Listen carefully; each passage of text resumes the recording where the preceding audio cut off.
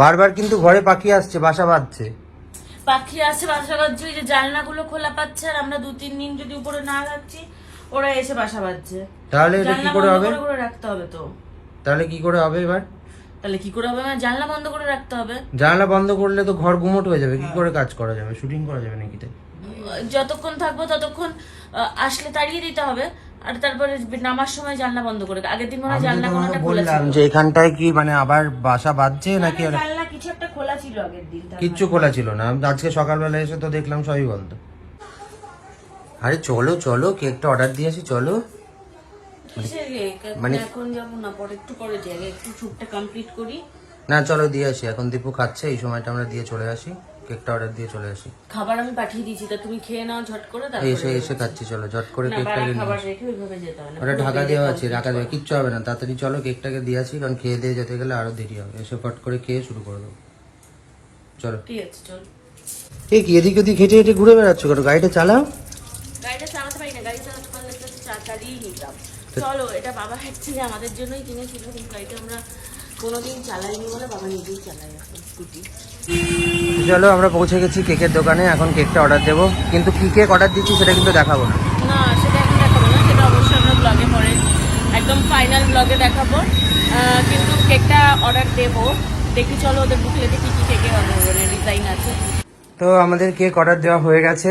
Cake order দিতে গিয়ে মানে আমরা এতটাই কনফিউজড হয়ে গেছি, মানে বুঝতেই পারছি না কি কেক দেবো কি কেক দেবো। তো দিয়েছি একটা কেক অর্ডার, প্রায় কতক্ষণ 1 ঘন্টা লেগে গেছে আমাদের একটা কেকের মানে সিলেকশন করতে। দিয়েছি একটা খুব সুন্দর একটা কেকের অর্ডার দিয়েছি, একটু অন্য রকম না, কালারটাও খুব সুন্দর হয়েছে কেকের। তো কেকের ডিজাইনটা তো দেখাবো না, আগে দেখাবোই না, একদম দিনের দিন তোমরা দেখতে পারবে, আর তো হাতে গোনা 2-1 দিন বাকি। তো জন্মদিনে ভীষণ এক্সাইটেড আমরা, আর আমার পুরো বার্থডেটা অর্গানাইজ করেছে স্বর্ণজিৎ। মানে বার্থডে কেক থেকে শুরু করে সমস্ত কিছু, পুরো এই বছরের আমার বার্থডেটা মানে যা যা খরচ হবে সব স্বর্ণ বলেছে নিজেই করবে। তো কারণ আমার বউয়ের বছর প্রথম, মানে এতদিন গার্লফ্রেন্ড ছিল, তো বাবা করেছে তখন, পূজা নিজে করেছে তখন এতদিন, তো এবার প্রথম মানে আমার সাথে লিগেলি কানেক্টেড।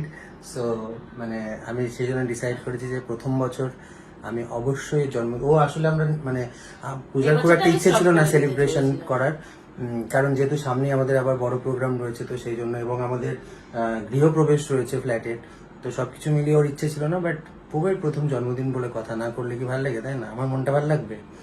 আজকেও মানে ভাত খাবে না, আজকেও ভাত খাবে না, আজকেও হচ্ছে এই যে মানে বাইরের খাবার পেলে একটা মানুষ।